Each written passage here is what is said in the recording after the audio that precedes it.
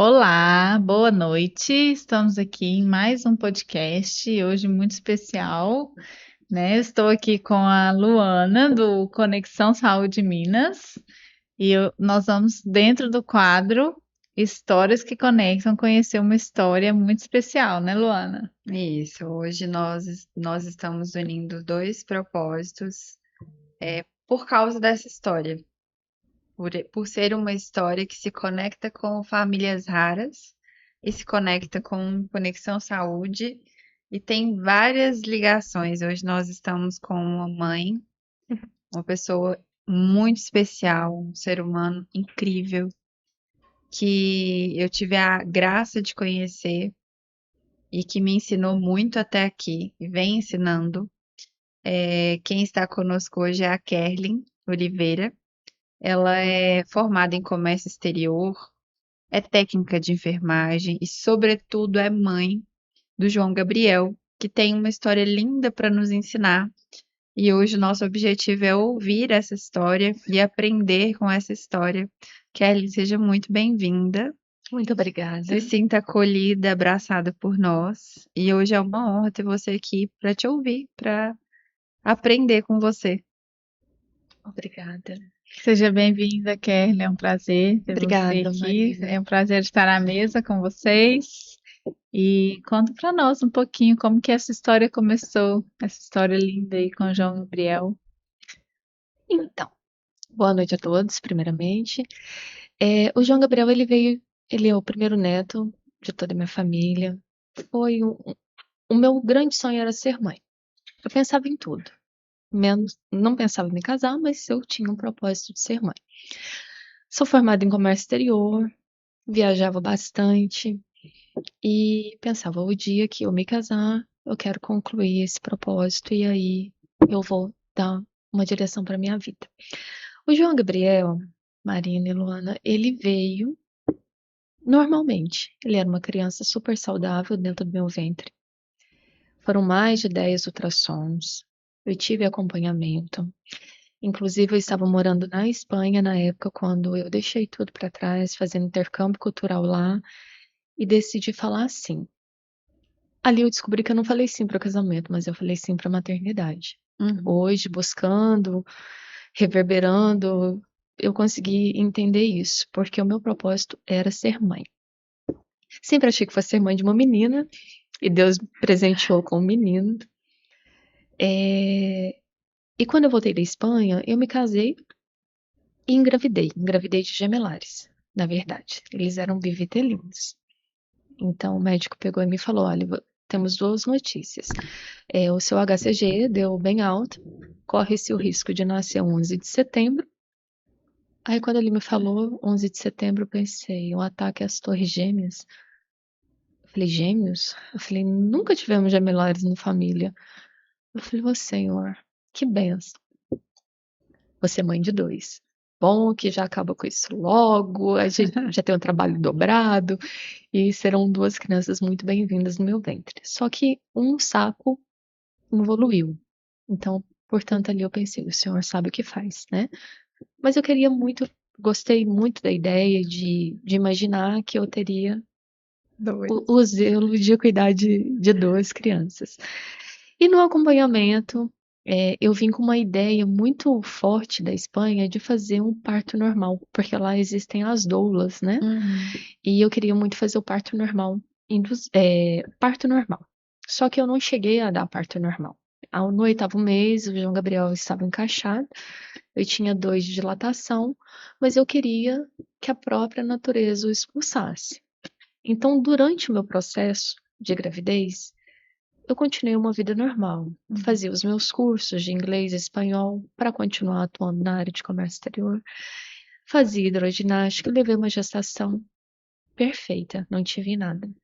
Mas eu tinha a ideia fixa de ter um parto normal. E quando eu fui consultar o médico, ele falou que eu tinha condições de ter, só que o parto normal induzido. Na época, eu não tinha muito conhecimento na área, né, da saúde. E eu perguntei para ele como que seria o parto normal induzido. Ele falou, vai administrar uma medicação na sua veia, que é a oxitocina, e ela vai fazer o papel da contração, você vai contrair de hora em hora, e vem a expulsão. Até então, tudo normal. João Gabriel, translucência nucal, morfológicos, exames acompanhados, perfeitamente. Era só receber o João, não tínhamos problema algum. Aí houve uma sucessão de erros, porque assim que foi administrado na minha veia, nós descobrimos depois que houve uma prescrição errônea, uma alta concentração da oxitocina na veia, que foi onde acelerou o parto.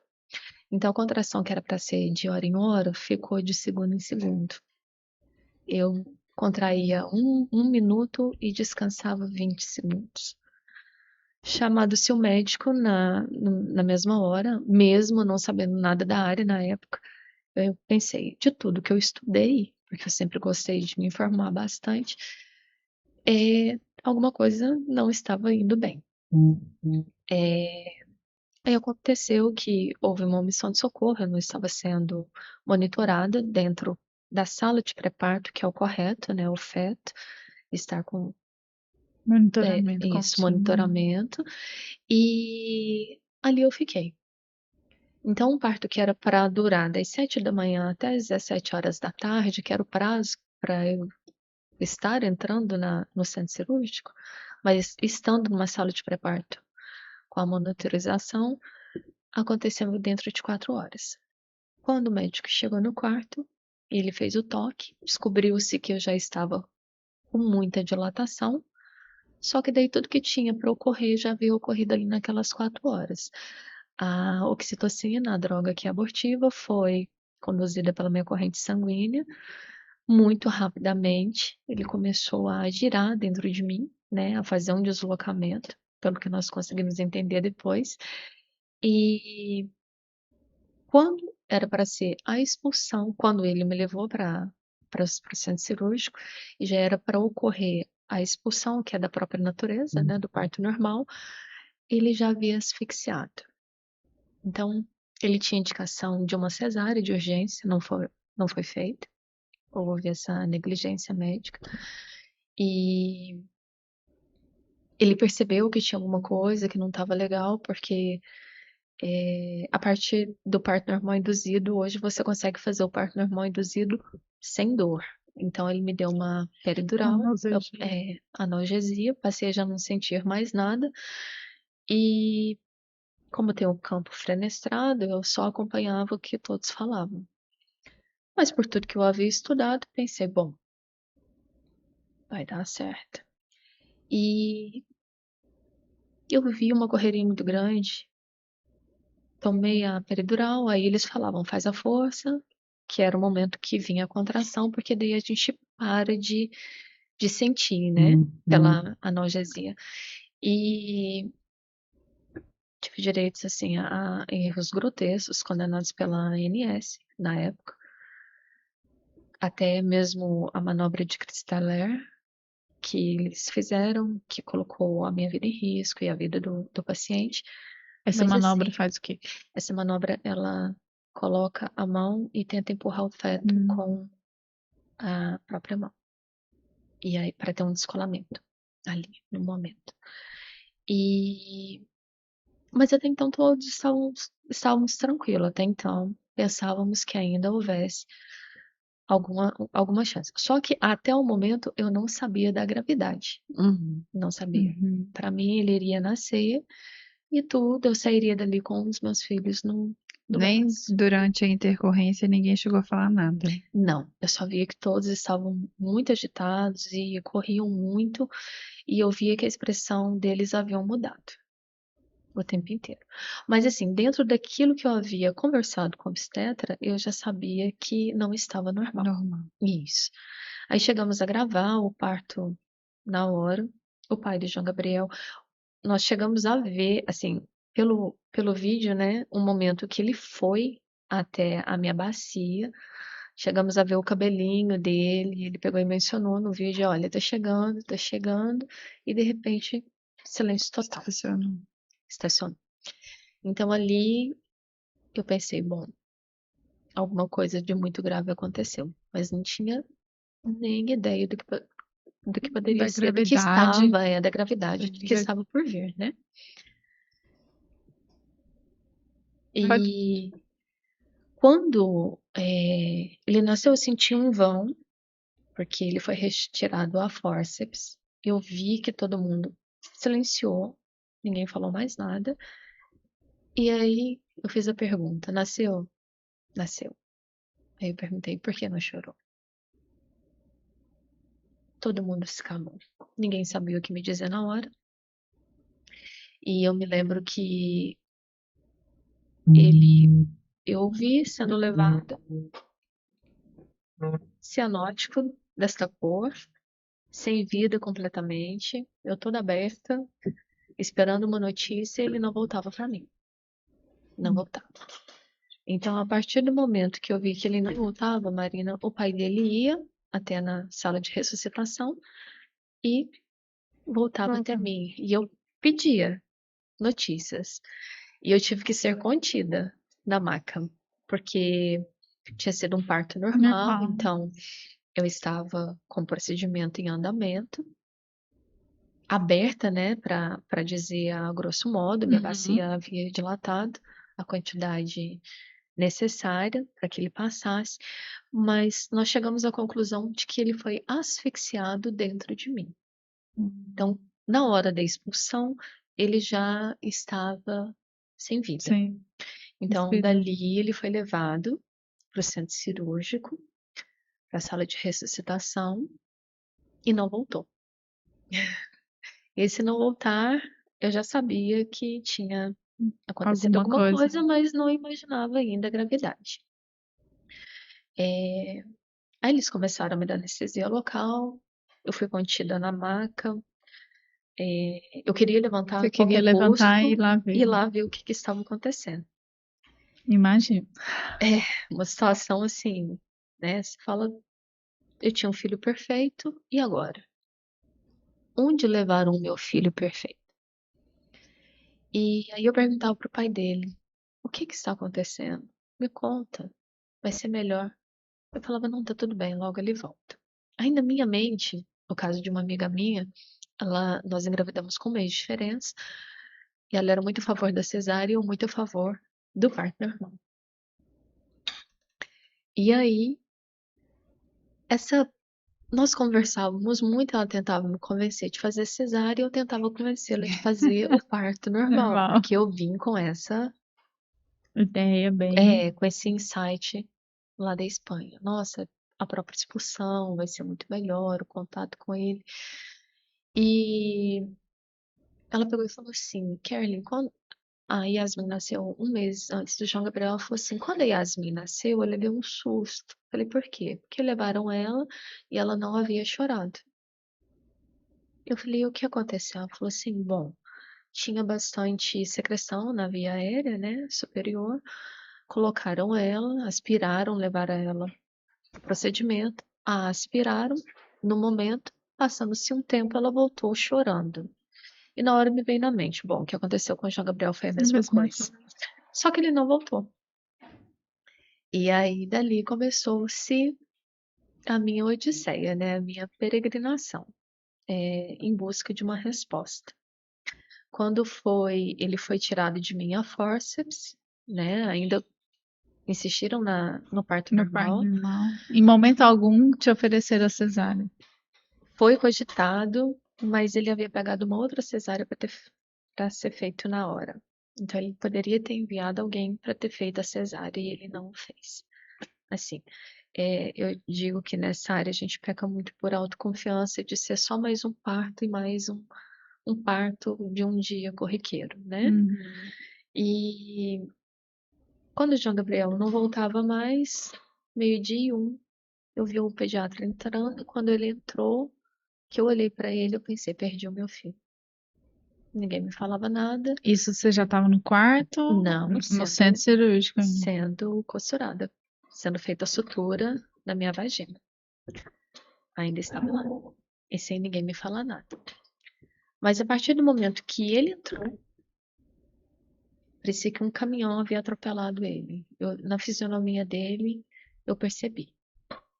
Percebi que Ou ele iria falar que meu filho estava morto, ou a notícia que ele me daria não seria a que eu gostaria de ouvir realmente.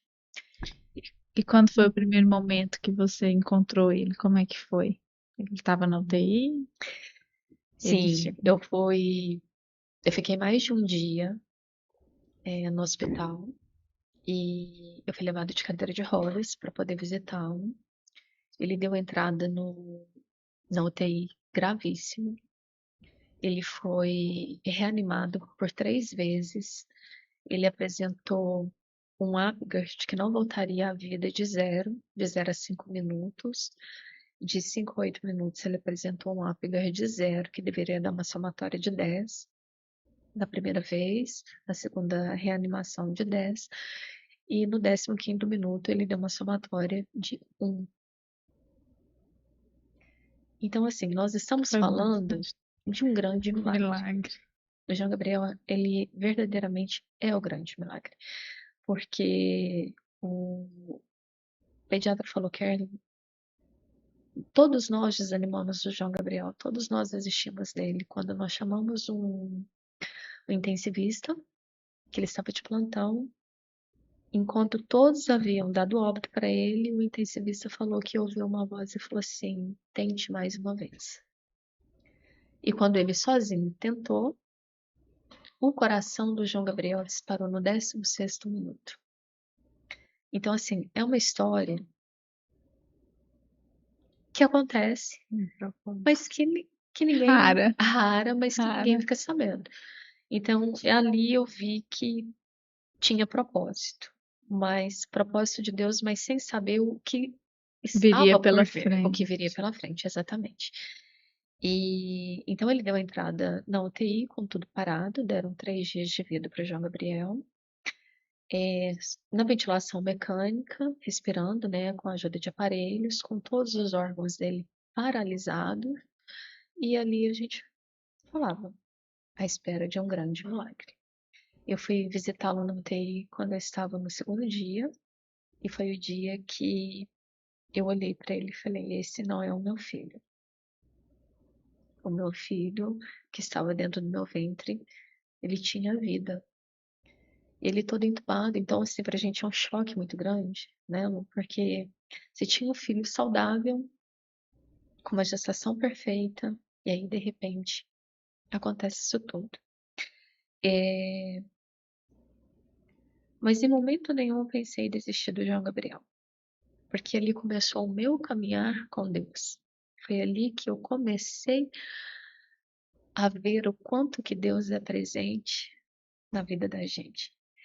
E ali eu comecei o meu peregrinar com Deus. Eu falava: Senhor, os médicos falam que ele não tem condições. Aí Deus falava para mim: maior é o É, Deus que habita em você. Então, a gente fala muito isso no dentro do sim, Famílias Raras, né? Da gente. é a fé que nos move, Maria. É a fé e não aceitar um Um não como diagnóstico, né? resposta. A gente precisa crer, a gente precisa acreditar neles, a gente precisa confiar em Deus, né? Exatamente.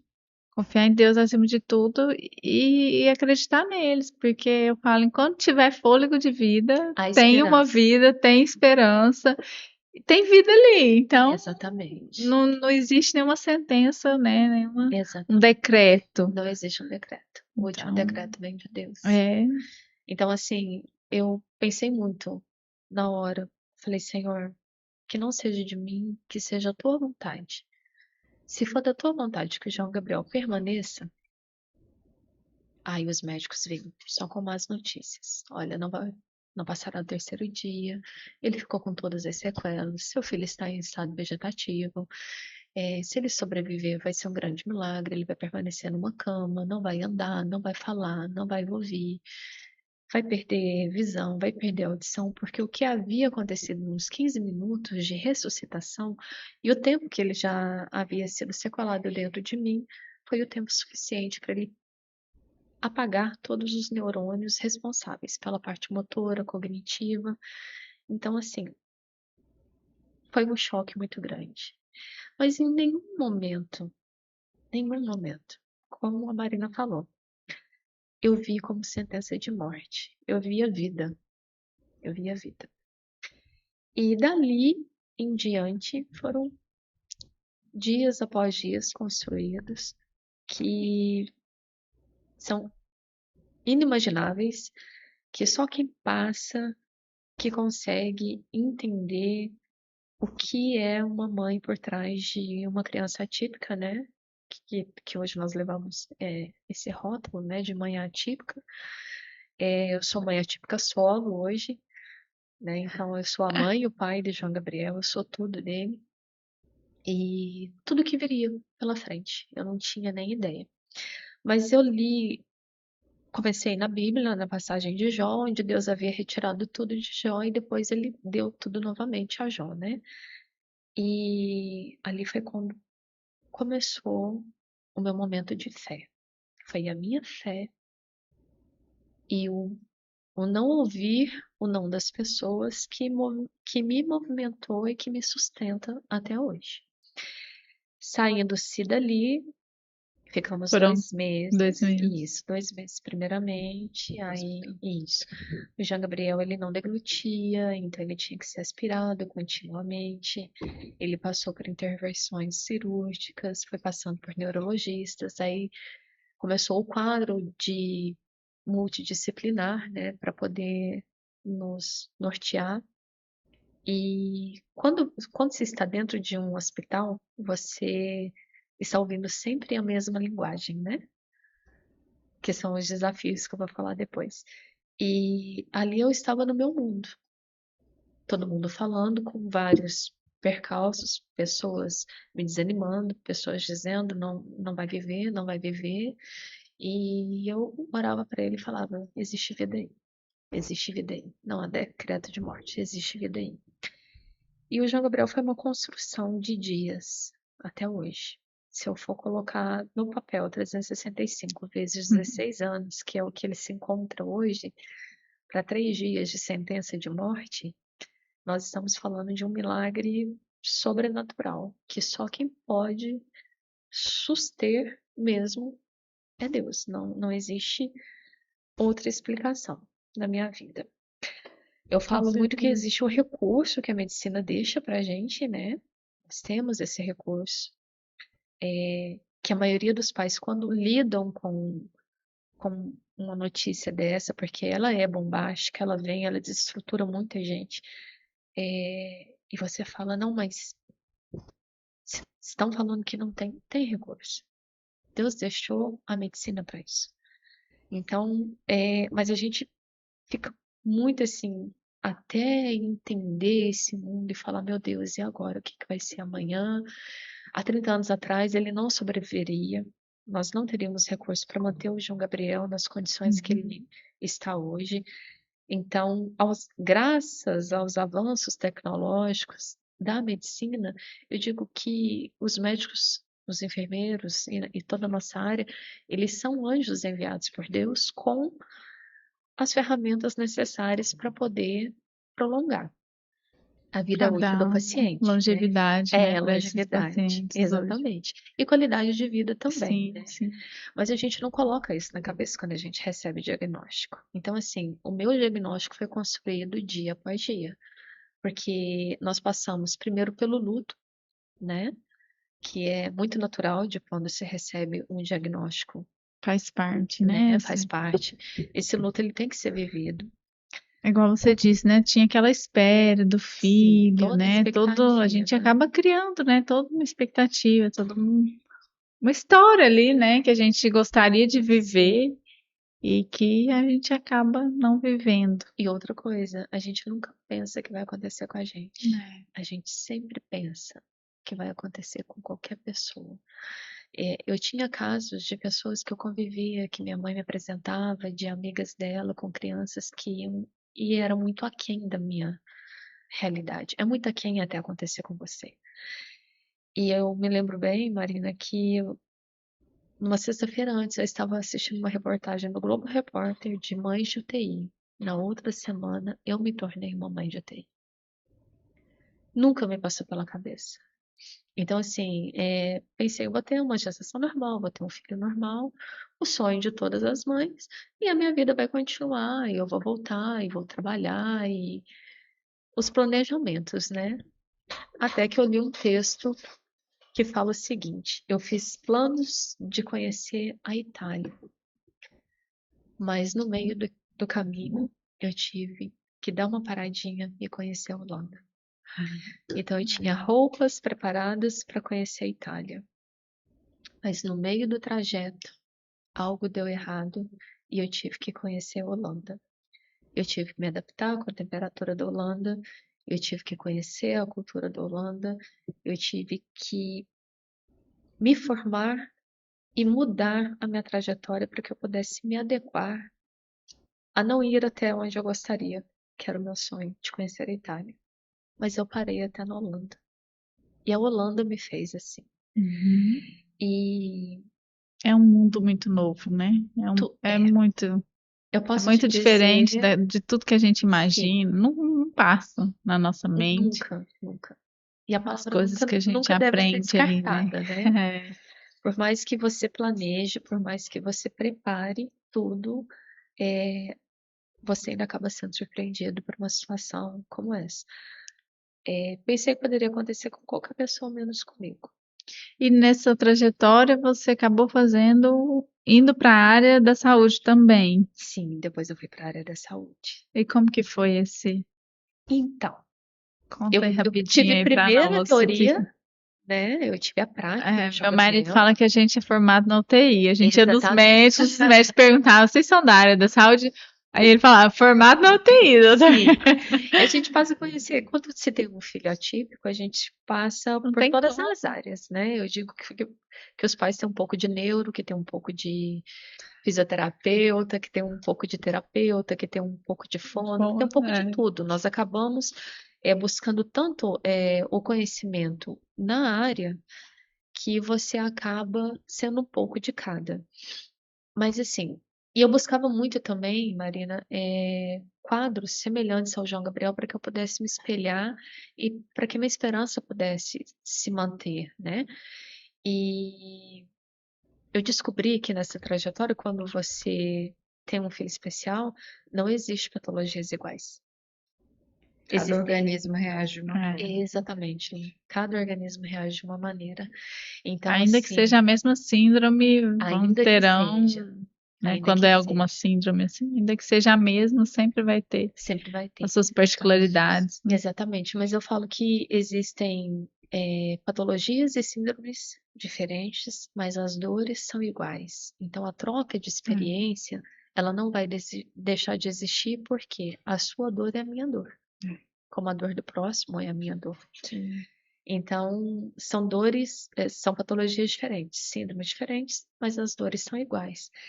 E eu conheci um caso, na época, em Portugal, muito semelhante a um em São Paulo, que foram as trocas de experiências que vai mantendo a gente no dia a dia. E eu tive muita teoria, aprendi sozinha, a duras penas, como viver, como lidar com meu filho no dia a dia e com os Estão nãos da falando de vida, né? 16 anos atrás, 16 numa anos. UTI. Naquela época não tinha toda essa formação que tem hoje, né? De Não, treino dos pais, de inserção não, do pai no cuidado, essas temáticas de inserção da não tinha. família no contexto ali do paciente. Isso é de 2016 para cá. É muito Exatamente. novo. 2004, na verdade, começou a se falar nesse assunto. Então, assim, é tudo muito recente Tudo ainda. muito Até que recente. isso é realmente introduzido na prática, demora, Exatamente. né? Então, naquela época, eu creio que não tinha isso, né? Não tive. Esse treinamento. Eu tive muitos nãos, eu sabia que eu tinha muitos direitos, eu sabia que o João Gabriel ele tinha todos os direitos a favor dele, mas na prática não se aplica, porque você tem o direito, mas você tem que conquistar esse direito. Então, assim, na verdade, eu tinha todas as ferramentas a favor do meu filho, mas não é simples, porque quando você vai acessar o que está escrito no papel, infelizmente você esbarra na burocracia. E Então, quais assim, os maiores desafios que você teve nesse sentido de conquistar os direitos dele, assim? quando tudo era barrado, glosado pelo convênio. No início eu tive esses percalços. Precisar de uma cirurgia e ela ser barrada por ser uma doença pré-existente. Precisar das terapias serem barradas porque tinha carência na época. E eu cheguei a fazer, levá-lo para um Nitri com profissionais que estavam se formando para não deixar de dar o tratamento, para ele não ficar atrofiado. Mas o segredo, Marina e Luana, dessa história toda é você não deixar de ser convencida de que ele não é capaz. Uhum. As pessoas falam, ele não tem condições. Então eu levava 10 nãos na cara. Eu falo assim, mas eu ainda tenho o sim. E eu vou em busca do sim. Eu cresci numa mentalidade onde as pessoas falavam, seu filho não tem recurso. Eu falava assim, mas maior é o Deus que eu sirvo. Eu posso não ter condições agora, mas o meu pai é o dono do ouro e da prata. Então eu vou em busca de todos os direitos que meu filho tem. E assim eu fui. Levei até 10 anos para conquistar coisas que eu estou desfrutando agora, como profissionais, médicos, né? Todo o corpo da área de enfermagem, como home care que veio pra gente, né? Mas todos via judicial. As pessoas falam que você tem o direito, parece muito simples, e quando você vai correr atrás, os pais acabam desistindo e não tendo força, porque já é tão sofrido que você O passa dia a com dia seu já é tão filho e puxado, né? desgastante, Desgastante. isso, que quando você vai ver, você tem o direito, mas esbarra na burocracia. Então, todos os direitos do João Gabriel, aos 16 anos, hoje foram conquistados via judicial. Se eu puder ressaltar, eu gostaria, Kerlin, você falou que você chegou a levar o João Gabriel para a Unitri, você teve Sim, apoio de pessoas, projetos e tal. A gente sabe que os recursos da saúde, eles são insuficientes, né? Assim, se a gente for pensar em questão de dinheiro, do próprio SUS, sim, por mais recursos que às vezes eu oferecer, ainda a gente vai se esbarrar na falta de algum tipo de suporte. exatamente. Então, acho que é legal também falar, se você puder, falar das pessoas que foram apoio, porque não fixar apenas no convênio e nos direitos que são Sim, importantes demais, mas é aquilo que as pessoas fazem de diferença. Por exemplo, o projeto Famílias Raras que surgiu, quantas pessoas apoiam em busca de direitos e tudo, e é por isso que a gente está aqui, em busca de suporte clínico, quantas ONGs aí que a gente vê nessas áreas, em várias áreas também. Você teve apoio além da saúde de outros projetos também na época? A Unitri, você falou que a Unitri te apoiou ali, provavelmente com o pessoal que estagiava, atendendo, né? isso. Como que foi? Porque recurso da saúde às vezes ajuda, sem dúvida, não tem que questionar, a base, mas você falou que é mãe solo, você falou que teve inúmeros percalços, né? Como que foi essa trajetória aí? Nessa época você já era sozinha? Você Eu teve o apoio de outras eu fui pessoas? casada, né, com o pai do meu filho. Foi um casamento de 17 anos e um litigioso de 3, então foram 20 anos.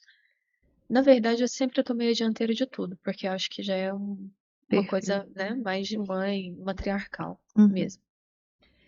Quando eu não tinha recursos, eu buscava, igual a Unitri, que oferecia os profissionais que estavam começando a trajetória para poder fazer o estágio deles, Uhum. para não deixar o João Gabriel sem um atendimento.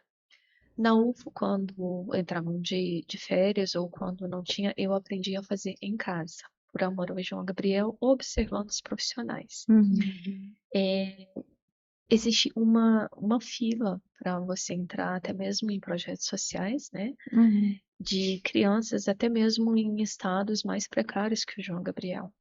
Porque quando eu decidi entrar com os direitos, né, via judicial dele, é, eu pensei SUS ou convênio. Aí, o assistente social falou, Carmen, existem crianças em situações Esperando.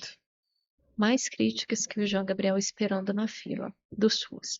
Então, assim, quando a gente estuda na área da saúde, o SUS no Brasil, ele é excelente, É. muito defendido, né? Que é o que a gente não tem fora do país. Mas existe também, uma burocracia e existe espera. E a espera para uma criança com paralisia cerebral, o tempo O tempo é Determinante. a gente não tem. É determinante. É determinante, a gente não tem. A síndrome, o tempo, a gente não tem. Então, quando se tem uma criança atípica, se tem uma luta contra o tempo. E é o que a gente não consegue em tempo.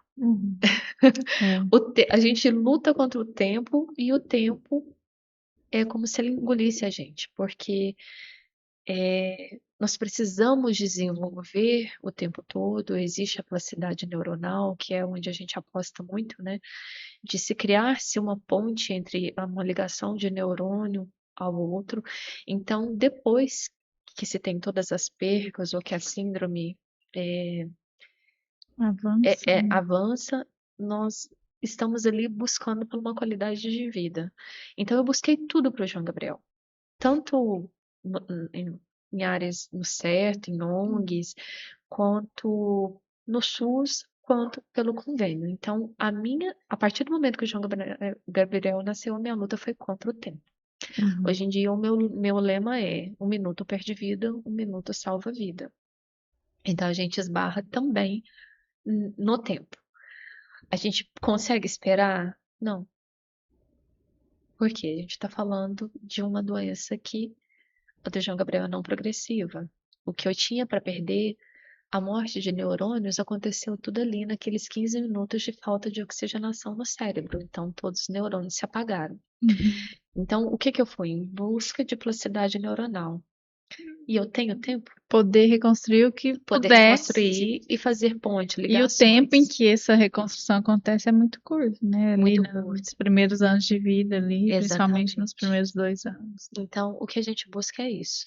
E se Tem. você pudesse falar dos ganhos que você teve diante do que você alcançou, né, que você conseguiu enxergar no João, como eu sei, por exemplo, a história do Samuel e quantos ganhos ele alcançou, né? O que você poderia contar pra gente de essa corrida contra o tempo? Você conseguiu muita coisa? Quais foram os resultados que você conseguiu enxergar nele, né? Como que foi? Uma coisa que mexe muito com a gente. Uma mãe nunca vai desistir, né? Por mais que eu tive o diagnóstico que o João Gabriel, ele teve morte cerebral, né? Então eles falaram: olha, seu filho se tornou um paciente em estado vegetativo em cima de uma cama onde não vai andar, não vai falar, não vai deglutir, vai desencadear crises convulsivas diárias e vai ser uma vida vegetativa, né? Entendi. Então, assim, pela área da medicina, eu nunca tive uma parte positiva. Um prognóstico positivo. bom. Nenhum Sempre tipo de foi. expectativa. Nenhum tipo de expectativa. Então, a expectativa, quem criou fui eu em cima dele e ele em cima de mim. Foi uma troca. Eu te digo que o João Gabriel, ele é um professor diário. Que ele não está conosco em vão, né? Se fosse permissão de Deus, ele não teria passado o 3º dia de vida. Então, há um propósito de estar com o João Gabriel, dele estar conosco. E eu também falo muito que o João Gabriel é uma corrente do bem. Então, assim, eu não teria conhecido você, eu não teria conhecido a Marina, não existiria o projeto se Deus não tivesse deixado esses pequenos milagres para provar que Ele é Deus. E é o Deus do milagre, né? E eu olho para o João Gabriel hoje, eu sinto, Lona, que não é ele que precisa de mim, que somos nós que precisamos dele. Porque ele está ali no mundinho dele e fala assim: filho, você está aqui no seu mundinho, com as suas coisinhas. Eu sei que você entende tudo. Nós conseguimos desenvolver um olhar, uma saturação, uma comunicação em parâmetros. Ele consegue definir para a gente tudo aquilo que ele quer, o que ele quer e o que ele não quer. Então eu falo que ele manda na casa. É ele que é o dono de tudo. com um simples olhar, ele consegue transparecer. Então, nós aprendemos a fazer uma leitura hemodinâmica do João corpo, Gabriel, né? do corpo dele. E através disso a gente se comunica. Não há fala, não, não há visão, não há audição, mas existe um corpo ali, existe um coração que bate. E eu brinco que ele é o rei. Ele é o rei da casa. E sem dizer um A, eu consegui ver todo o mover de Deus e todas as pessoas que Deus foi colocando no meu caminho. E eu sempre falei, Deus, quem traçar o meu caminho não será em vão. E não assim como o caso do João Gabriel, existem várias pessoas, a cada esquina existe uma criança como o João, ou com uma síndrome, ou com um diagnóstico de paralisia, mas assim, e existe uma mãe que sofre muito também, que está sempre em busca de sim, que tem um direito negado, que tem materiais, Que insumos passou para por uma história, né, sobrevivência. de dor também. E como, Sim. fala um pouquinho para nós, né? Como foi lidar com essas questões internas? Como foi o cuidar de você É. ao longo dessa vida, né? Dessa trajetória aí? Como que você conseguiu olhar para você e cuidar um pouquinho de você para você poder oferecer para ele toda essa força que você ofereceu e oferece, né? Então, não existe uma receita de bolo, né? A Lô sempre fala isso. A construção foi no dia a dia. Foi tomando na cara, recebendo nãos. E quanto mais não eu recebia, mais força eu tive. Porque as pessoas falam muito assim, você tem o direito, mas você esbarra ali. Quando você lida muito dentro desse mundo, você fala com pais. A minha convivência passou a ser com pais de crianças especiais. Então, suas amizades mudam, tudo muda, porque Tudo você se encontra naquele círculo, mas eu brinco que os verdadeiros amigos nunca te abandonam, por mais distantes que estejam e que seu diagnóstico não seja, sua realidade não seja a mesma que a deles. Em primeiro lugar, eu busquei muito Deus, questionamentos. Os questionamentos vêm, né? Eu passei por todas as fases, o luto, a revolta, negação. a negação, né? Que é que a gente se pergunta por que comigo, por que de todos, por que eu. E quando eu aprendi a enxergar o João Gabriel além do coração, além do que os meus olhos poderiam ver, foi onde eu passei a ser a aluna dele, Aceitação. aceitação, e passei a pensar, não, a luta é contra o tempo. Aquilo que eu perdi não volta mais. Então agora eu tenho que correr atrás do sim, de dar uma boa qualidade de vida para ele, e se eu melhoro a qualidade de vida dele, eu melhoro a minha qualidade de vida. Mas, gente, mexe com tudo. Toda a sua estrutura, ela é abalada. Tanto a questão da saúde, o seu psicológico, o seu casamento, a sua vida em si, você tem um diagnóstico que está ali, é uma realidade, não tem como ser negada, mas em nenhum momento eu parei para pensar que eu não fosse capaz. Por mais que as pessoas falassem, isso viesse da minha própria família. Então, assim, você cria uma redoma ali em volta do seu filho e você fala, bom, eu vou conseguir. E aí, buscando terapia, que é de suma importância, né, Lu? Que a gente Com precisa certeza. muito, porque é muito difícil. Eu vivo dentro de uma UTI domiciliar, né? Hoje eu conquistei tudo para o João Gabriel dentro de casa. Eu tenho home care, mas eu morei muitos anos dentro de uma UTI. E isso adoece não só você, quanto a todos os seus familiares. Porque você escuta uma parte positiva e aquela parte negativa sempre reverbera. As pessoas falando, você não vai conseguir, não é capaz. Então você tem que trabalhar muito a sua mente para conseguir lidar com o dia a dia. Você tem que saber separar o que você deixa entrar, fazer o ouvido de mercador, né? Entrou de um lado, saiu do outro para que você seja capaz de centrar e falar, não, por que não tentar? Né? E correr atrás do sim. E é isso que tem trazido a qualidade de vida para o João Gabriel hoje e para mim também, desde quando eu tenho home care. Uhum. Eu não conhecia a história dela, eu tive um contato breve, né? Já ouvi fragmentos da história. E ouvindo a história completa agora, eu vejo realmente assim quanta força, né? De 16 anos aí de Lutando 16 lutando. pelos anos direitos lutando. dele. Qual que foi a importância do home care na sua trajetória? De você Total. conseguir, conta um pouco para nós qual que foi o papel, como que foi? Então, quando o João Gabriel ele tinha várias internações por repetição, né? Ele voltava muito com pneumonia, Infecção de repetição. infecção de repetição. Quando eu ouvi a palavra home care, nossa, deu um insight. Eu estava no Madrecor, não conseguia deshospitalizá-lo, porque eu tinha direito, mas era aquele home care ainda inicial de deshospitalização. Eu teria um acompanhamento para tirá-lo de dentro da UTI, mas seriam 30 dias. Seria o básico para poder acompanhar o João Gabriel de perto e depois eu não teria mais esse apoio. Você conseguiu o home care? Ele tinha quanto tempo 6 de vida? anos. 6 anos? 6 anos. Ele ficou 6 anos no hospital. 6 anos. Eu Nossa. morei dentro de UTI. E aquilo ali era o que mais adoecia, né?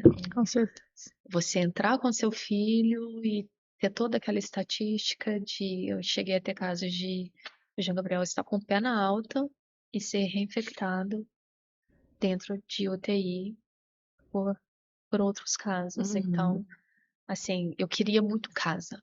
Quando você tem um filho assim, você quer muito estar dentro da sua casa, você quer o seu ambiente de casa. Porque o ambiente hospitalar também é um ambiente que adoece a gente. Uhum. E quando eu vi a palavra home care, me falaram, você tem direito. Eu pensei, bom, se eu tenho direito, quero viver com meu filho com qualidade em casa. E ali É começou-se, estranho que demorou, né? demorou 6 anos. 6 anos. Não sei se é porque naquela época, né? Às vezes não Isso. tinha Hoje ele ainda. está com 16, então vamos dizer, há 10 anos Há 10 anos atrás, né? atrás. Estava sendo implementado ainda um home care com a grandiosidade que é o caso do João Gabriel, né? Porque hoje ele se tornou alta complexidade. Nós nascemos com o prognóstico e ele foi só agravando com o passar do tempo, né? Pela paralisia, então, o que eu escuto muito dos médicos que já era esperado. Se eu for olhar com uma visão de mãe, eu falo, para você é na sua área, mas para mim é um dia de cada vez, né? Você Aham. recebe ali uma notícia e te, te deixa atordoada. Então, assim, é bem complicado. E eu esbarrei muito numa palavra, porque se os médicos dessem na época a alta para o João Gabriel, e os médicos me falavam que se eu virasse a esquina e acontecesse alguma coisa, o médico seria responsável. Então eu tive que usar um termo diferente para poder tirar o João Gabriel ali daquele ciclo de UTI. E eu pedia muito para Deus. Como que eu iria colocar isso no papel? E eu consegui o direito do home care, mas consegui na via judicial. Então ali eu comecei a trabalhar em cima de leis para poder buscar a deshospitalização dele e a frase que faria a diferença. O que manter os custos de uma criança com alta complexidade numa diária de uma UTI ou manter ele com qualidade de vida em casa através de um home care? Então foi esse insight que eu tive, né? Todo direcionado com pessoas que me apoiaram na época, todos os defensores adotaram a história do João Gabriel para si, né? Que foi o que me deu muita força. E eu tive o direito. E quando começou o home care, foi onde eu comecei a pensar: bom, existe vida, tanto para ele quanto para mim, há esperança. Então, o home care foi de suma importância na minha vida. Mas foi do zero. Comecei tudo do zero. E as minhas. Na justiça, começou a andar após a pandemia. Mesmo com todo o direito, conquistado ali via judicial, ainda esbarrava na burocracia de aparelhos não liberados. Então, assim, ainda é uma construção o home care para mim. Hoje ele usa respirador. Em 2019, ele hospitalizou. Eu havia ficado 6 anos sem colocar o pé dentro de uma UTI. 6 anos. E aí ele evoluiu para Ele teve uma pneumonia que tomou todo o pulmão dele direito. Ele não tinha traqueostomia. Eu consegui mantê-lo 11 anos, 5 meses e 15 dias sem traque, que foi, assim, uma surpresa grandiosa para os médicos, né? Pela evolução dele, que ele corria risco o tempo todo, né, de microaspirar. Então aí a gente já vê o zelo que a Que é que a mãe tem e que vem por trás de toda essa história, porque eu via muito, você vai internar, você vai morar. E eu falava, não, eu não quero isso para mim. Se for para dar qualidade, então que seja em casa. E em 2019 foi quando ele evoluiu com essa pneumonia, né? Tomou todo o pulmãozinho dele direito, já esperado pelo quadro clínico dele. E ele evoluiu para 3 paradas cardiorrespiratórias em 2019. Eu fiquei 31 dias na UTI.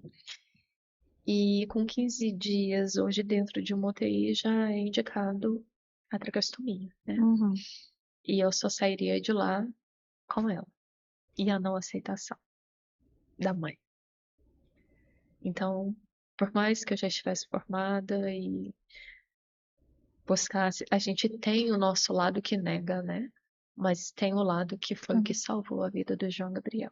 Que salvou a vida de Samuel. Também, que salvou a vida Ele do fez Samuel. com 15 dias, ele fez traque. E a gente tem uma E relutância assim, muito grande, né, Maria? e na verdade, assim, pra mim foi um susto, né? Pra mim e pro André, a gente nem sabia o que era traque. E aí só chegaram e falaram, ó, ou faz traque ou ele vai, na próxima que ele estubar, já era. Não tem Exatamente. recurso mais. Aí, na nossa cabeça, assim, a gente não tem opção, né? Depois Exatamente. que a gente foi entender, assim, mas foi muito assim, tem que fazer amanhã. Foi bem assustador, assim, E quem me sabe? convenceu foi uma mãe especial dentro da área da enfermagem, da UTI, de que seria o melhor para meu filho. Então a decisão estava E, nas minhas mãos. e a gente viu também, quando o Samuel fez, a gente viu assim que depois que ele chegou do centro cirúrgico, ele já era outro bebê. Ele era outro bebê, ele, trouxe qualidade de sabe, vida. ele tava vivo, assim, era sabe, era outro bebê. E a gente também acabou convencendo outras mães Sim, da importância para elas saírem da UTI. Porque senão. exatamente. É um pé na alta, né? Mas eu ainda tinha esperança de que o João Mas Gabriel saísse sem realmente ataque. E 11 anos, né? Então você fala, nossa, mas por que agora? É 11 anos que ele É já. um susto. Tudo pra gente é um susto. A cada 5 minutos eu brinco que eu sou mãe Kinder Ovo, né? Mas É com uma o passar do surpresa. tempo, a equipe foi orientando o que era o prognóstico, o que poderia acontecer, foi conversando e vem conversando sempre. Hoje você já é orientada, diferente da época que ele nasceu, que tinha pouquíssima orientação, né? Sim. Hoje é diferente. Eu estudei muito, muito, muito para chegar onde eu cheguei. Hoje eu sou orientada.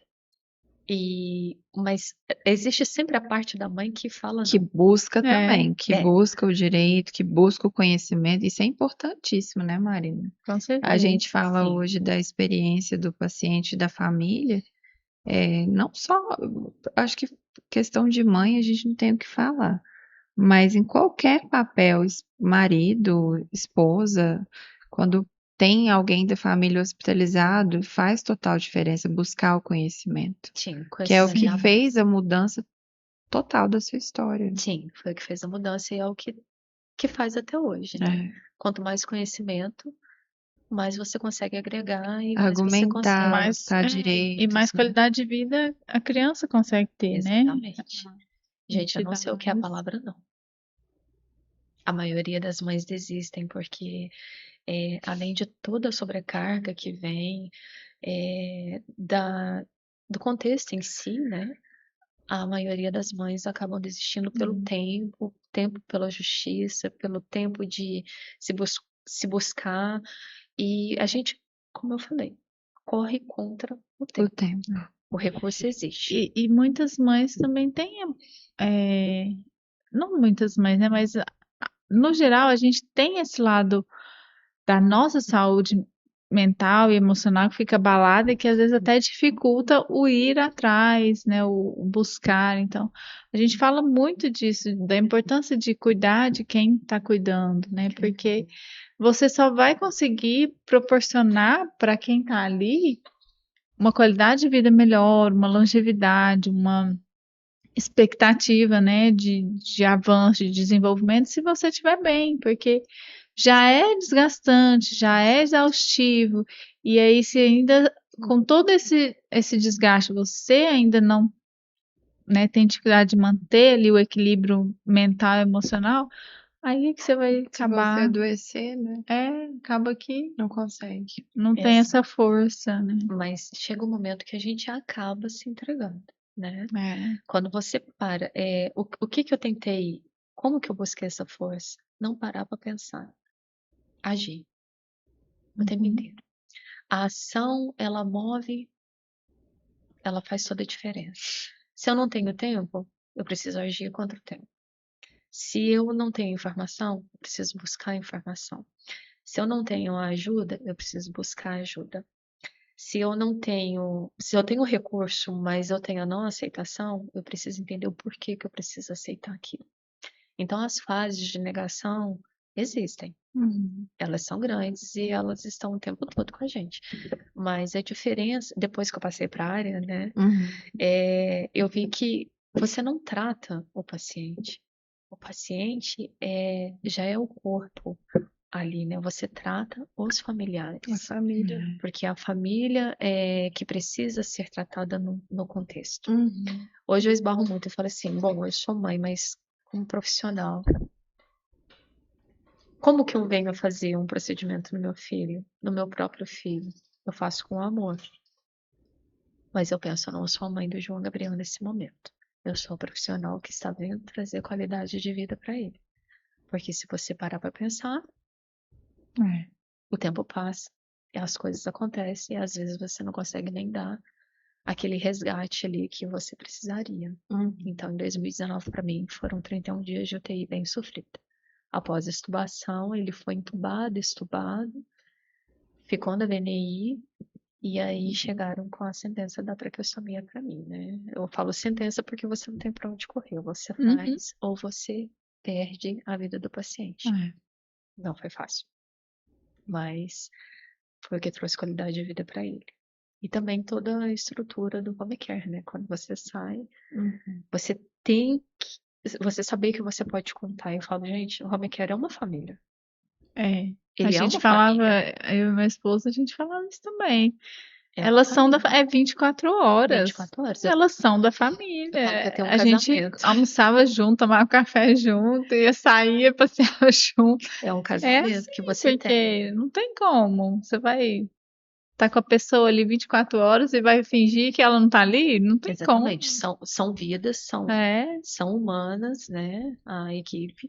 E eu não conseguiria se não fosse através de toda uma equipe envolvida, do home care, de todas as pessoas que abraçaram a causa do João Eu Gabriel. acho que, como profissional de saúde, eu posso dizer que isso faz toda a diferença. Infelizmente, nem todos enxergam dessa forma. Eu acho que é legal vocês, como mães, trazerem isso também, né? Esse olhar de abertura para o profissional, né?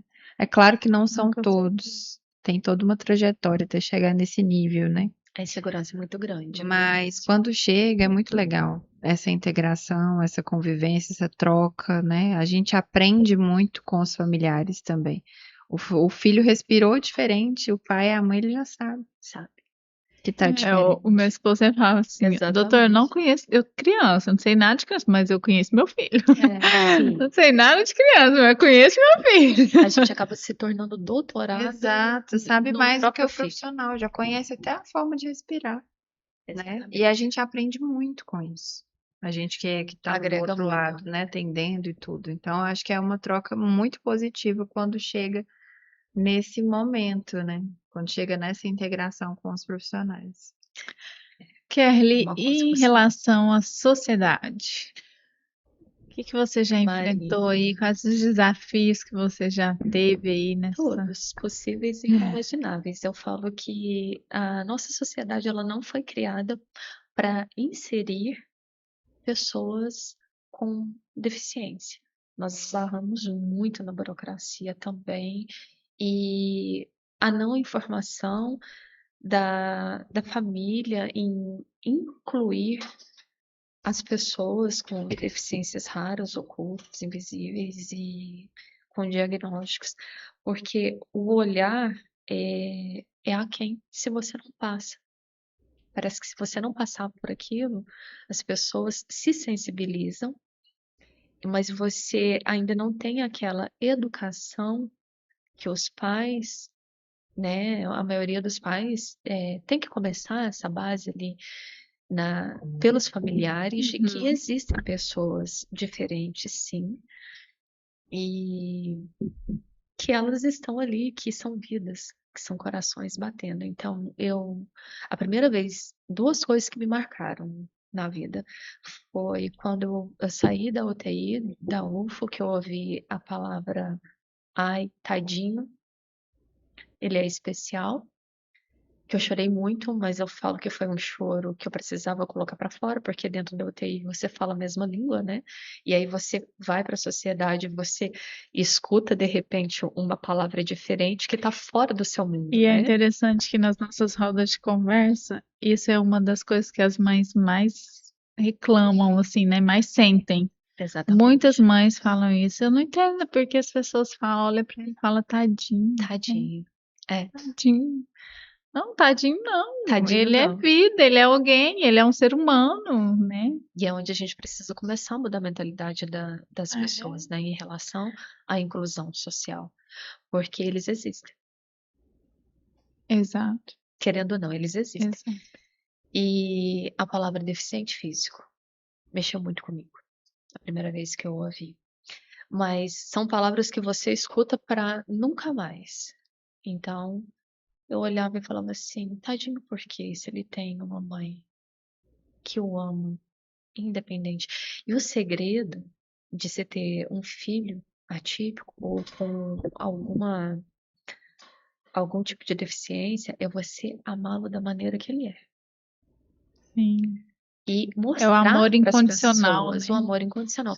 E mostrar para as pessoas que estão ao seu redor, eu tive problemas até mesmo, embate com os meus familiares. De falar assim, ah, você não consegue mais nem receber a gente na porta de casa. Eu falo, mas hoje a minha realidade é outra.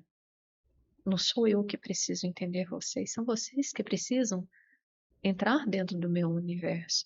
Porque um minuto que eu deixo meu filho sozinho, ele pode morrer sufocado na própria secreção. Então, assim, eu, eu esbarrei muito, muito, até mesmo dentro da própria família, em trazer as pessoas para dentro da minha realidade, porque é uma realidade não vista, né? E hoje, graças a Deus, nós temos ganhado bastante espaço na mídia, projetos, né, do E Cordão a, de Girassol. e a gente fala muito isso, que o que vai educar, né, entre aspas, a sociedade é o nosso posicionamento, Exatamente. né? É a como a gente lida com os olhares, com as palavras, né? É como a gente se posiciona até com eles, né? O olhar Então, é diferente. é a forma como a gente lida que a sociedade vai aprendendo e entendendo que o diferente, ele faz parte, ele é parte, ele não precisa viver marginalizado, né? A gente saía com Samuel normalmente, É uma vida. né? A curiosidade existe, existem pessoas que são, assim, inconvenientes na maneira que abordam os pais, né? Que a gente sente, nossa, aquele olhar dela ali. Porque é uma A gente fala que existe curiosidade, um né? olhar de alguém que é curioso, mas tem empatia, Exatamente. e existe o olhar do julgamento. Uhum. O olhar da empatia é diferente do olhar do julgamento, Até a né? maneira que a pessoa te aborda para saber É, o que a pessoa tem. E hoje eu aprendi, nesse mundo, que eu não vou chegar para você e vou falar assim, nossa, o que que você tem? Eu tô vendo que você tem alguma coisa diferente. Mas é saber como abordar e olhar que por trás daquela deficiência existe uma mãe e um pai que lutam. para que aquela criança seja inclusa na Uhum. sociedade. E que eles existem, sim, que eles estão aí, sim, e que quando você se deparar, é que você tenha a sensibilidade de saber que por trás de uma patologia existem pais que estão ali batalhando dia e noite, noite e dia, para que aquela criança seja vista pela sociedade, que exista uma inclusão social e que ela tenha o direito de ir à escola e que as crianças a reconheçam e a tratem com normalidade, porque o preconceito, ele existe, A Infelizmente. gente ainda é ainda vai muito uma grande. construção aí, né? Eu acho que é isso que Exatamente. a Marina falou. O posicionamento dos pais, a busca pelos direitos, né? É uma construção que acho que vai de todos. Todos. Não, a gente não pode delegar para a saúde, a gente É. não pode delegar para o governo. Acho que todos são responsáveis por essa construção, por essa Exatamente. mudança. Conjunto. A informação ela tem que chegar a todos. Quando o João Gabriel chegou a ter as crises convulsivas dele, foram 70 ao dia. Nada controlava. Eu busquei o recurso, né, sobre o canabidiol, porque eu buscava tudo eu sempre busquei para João. Tudo que foi Uhum. novidade eu busquei. E eu nunca vi empecilho em nada. E quando ele chegou a convulsionar 70 vezes, eu tive que levá-lo, interná-lo para UFO, dar dose de ataque na veia. Eu pensei, tem que haver uma saída. Então, sempre busquei informação. E quando vazou a primeira notícia da mãe de Brasília, que a seringa dela tinha ficado barrada, que existia um remédio à base de cannabis sativa, né, que é um derivado da maconha, eu falei, eu vou conquistar. Porque eu falei, eu vou ser a primeira de Uberlândia.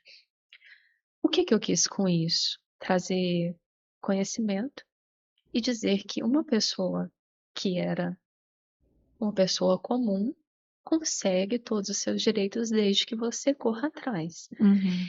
Quando eu conquistei via judicial, a defensora falou assim: você gostaria de tornar público sua história? Eu falei, eu gostaria, porque através da televisão a gente consegue levar a Abre portas, informação e né? abre portas, Uhum. né? Para Mas outras. até eu conseguir, eu fui ilegal, até eu conseguir que um médico laudasse, a gente tem toda uma construção, mas eu conquistei. Uhum. E é uma luta diária. Então, assim, o que eu posso aconselhar? Não desista.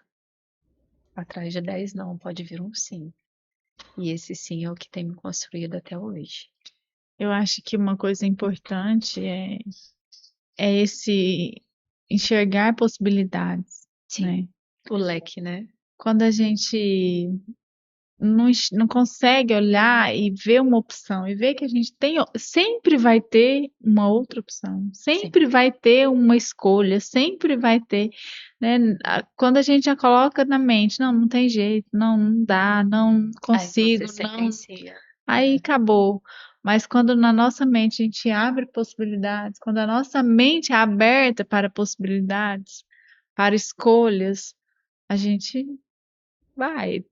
É exaustivo, é cansativo, é luta, mas você vai. Né? Sim. Agora, Se eu quando já é pudesse, se eu fechado, puder parabenizar, aproveitar essa conversa e parabenizar o projeto Famílias Raras, e até me veio vários insights aqui, Projeto lindo. que é um projeto maravilhoso realmente, né, de trazer tanto conhecimento e viabilizar informação para as famílias que precisam. E quando vocês falam, nossa, a sociedade precisa entender que a criança está aqui e ela é diferente e vai conviver com as outras crianças. é parte, É né? parte. É parte. Me vem um insight assim, não sei se vocês já fazem isso, Marina, até aproveitando essa conversa para perguntar se existe uma integração já dessas mães do Famílias Raras, como esse projeto vem aumentando, com as escolas, para fazer esse papel de inclusão, para trazer essa consciência para os outros pais, porque para a gente que é da área de saúde, talvez não cause estranheza muita Sim. coisa, mas Falamos para a quem mesma não língua, né? convive, às vezes as pessoas realmente têm esse olhar de muitas vezes não saber como lidar. de como amparar, de como acolher, de qual postura certa ter, né? Assim, gera muitas dúvidas para quem não vive nessa área de saúde, que para vocês, como vocês falaram, né? A gente se formou na UTI, né? E você também, então assim, acaba convivendo ali muito com os profissionais, e para nós essa rotina é o dia a dia mesmo, É uma linguagem mas para quem normal. está fora é tudo novo, né? O que vocês acham que poderia ser feito nesse sentido, assim, já que a gente partiu para esse contexto também? Pode falar. Então, o pilar começa dentro de casa.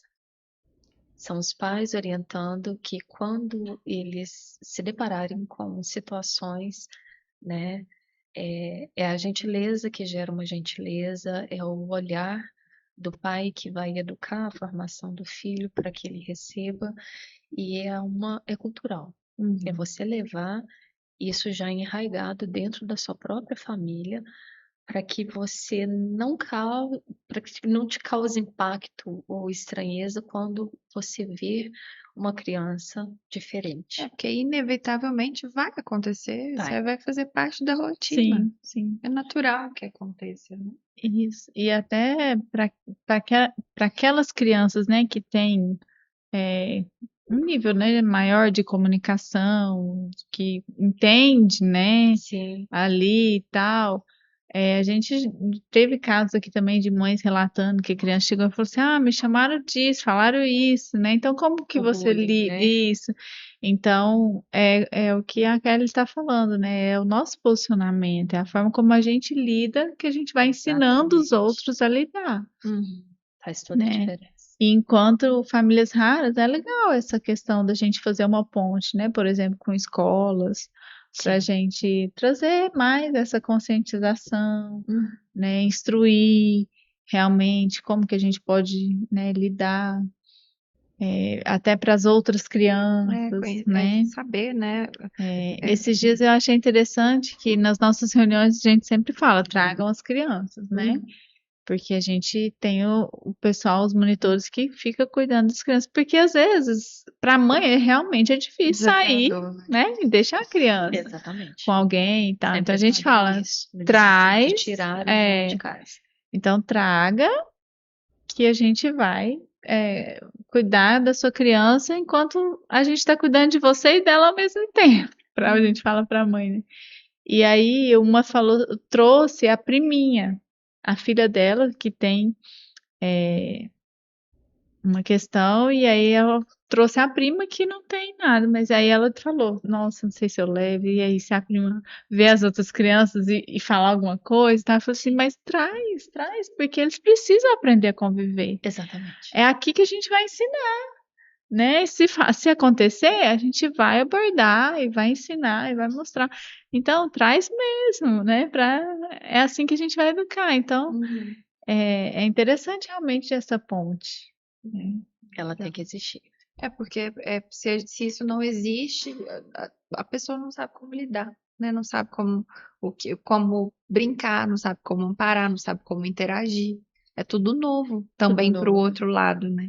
Então essa interação ela é importante. Sim, a gente precisa buscar isso para dentro das escolas, e quanto mais se fala na mídia, quanto mais se traz projetos, mais leis são aprovadas, a gente consegue ter uma voz ativa, e aquilo que causa estranheza passa a fazer parte, Passa. né? E quando uma criança ou qualquer pessoa que não tenha esse convívio, esse olhar clínico de ver uma pessoa diferente, que ela tenha a sensibilidade e a empatia de ser instruída a chegar de uma maneira que, às vezes, tem pessoas que causam, né, que vão chegar de uma maneira brusca e vão te perguntar, que vai te impactar, e se você não aprender a lidar com isso, você só se fere. E aí você, com toda a doçura do mundo, você ainda tem que ver o outro lado, que ainda não foi instruído, de explicar, olha, ele é seu amiguinho. Pessoas chegavam para mim, João Gabriel tem 120 Hot Wheels na parede do quarto dele. Eu quis uma UTI lúdica, né? Aham. Misturar cores e levar uma vida normal. Aí eu ouvi coisas como: por que você quer que o seu filho tenha um carrinho se ele nunca vai brincar? Eu falei: porque seria um desejo se ele pudesse brincar. Então, o meu filho não tem nada de diferente. Para mim, a chave para os pais é não não ver a normalidade naquilo que é anormal para as Uhum. pessoas. É você tratar o seu filho com todos os direitos que qualquer criança poderia ter. Se tiver condições de levar à escola, que tenha um monitor, que cada vez mais a gente precisa, né? Aham. Colocá-los, inseri-los lá dentro, desde que ele tenha condições e que esteja Vai sendo colocar em monitorado. risco, né? Isso, que não vai colocar em risco. E agregar, trazer as pessoas para dentro do seu mundo. É a maneira que você se impõe realmente perante a sociedade que faz toda a diferença. A gente sempre fala isso também, assim, que o Samuel, ele ensinou uma coisa, assim, muito forte para mim, que ele me ensinou, é como Deus nos vê. Porque quando eu olhava para ele, eu não via as limitações. A gente não enxerga, Eu né? via o potencial. Exatamente. Eu via aonde ele podia chegar. Eu via aonde ele ia chegar, onde aquilo que ele tinha potencial para viver, para desenvolver, para alcançar. Eu não olhava e ficava vendo as limitações. No tempo dele, no E Deus é espaço assim dele. conosco. Nós temos as nossas limitações. A dele era física, era cerebral, era. E nós temos as nossas.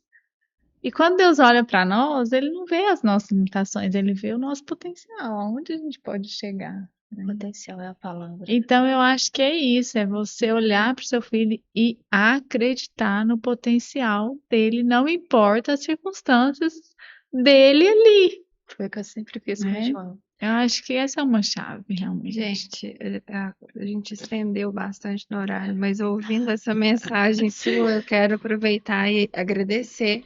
Eu acho que hoje eu me coloco não no lugar de fala, mas no lugar de aprendiz, né? Sim. Mesmo sendo profissional de saúde, a gente aprende muito com as histórias, sempre. A gente, como profissional, a gente tem muita a parte técnica, o padrão, muito assim, nossa, é assim. Mas se a gente consegue abrir um pouquinho a mente, a gente sempre vai aprender, né? Se colocar no lugar do outro, ter mais empatia, ter mais flexibilidade com determinados momentos, protocolos, etc. Então, agradecer, eu acho que essa fala sua me toca muito, né? Que Deus enxerga o potencial de cada um. E é justamente isso. Quantos casos eu já vi que não tinha um prognóstico de Samuel, é presença de milagre para mim, eu fui testemunha disso. E posso agradecer muito a Deus por esse momento, por cada um de vocês. Eu acho que em nome de todos os profissionais, por estar aqui, por poder ouvir. E obrigado. Eu que agradeço pelo espaço, pela oportunidade. Deixo também aberto para quem quiser me procurar para informações, porque uma coisa que eu sempre preguei na minha trajetória com o João Gabriel é: eu te ajudo, desde que você passe informação adiante. Não se limite, porque muitos não correm atrás por não saber que tem o direito, né? Então, eu fiz esse propósito com Deus. Cada um que cruzar o meu caminho, eu já adoto. Eu adoto qualquer. Gente, se eu ver a foto, eu adoto. Eu adoto qualquer criança. E outra coisa também que eu trago muitas pessoas para o meu convívio social e para minha realidade, igual para minha equipe de técnicos. Quando eles chegam à minha casa, eu falo assim: se coloca no lugar dele e como você gostaria de ser tratado se você não soubesse falar. Uhum. Então, se coloque sempre no lugar da outra pessoa para que você consiga entender como você gostaria de ser tratado. E também gostaria de deixar assim, meu agradecimento, porque eu sou privilegiada por ter recebido o João Gabriel no meu ventre. Por mais que ninguém veja isso, todo mundo entenda como dor, são os propósitos de Deus. Se o João Gabriel não existisse, eu não estaria aqui hoje, nós não estaríamos falando, assim como Samuel, assim como João Gabriel. Eu só tenho a agradecer pelo espaço e pelo convite. E foi um prazer. conhecer vocês.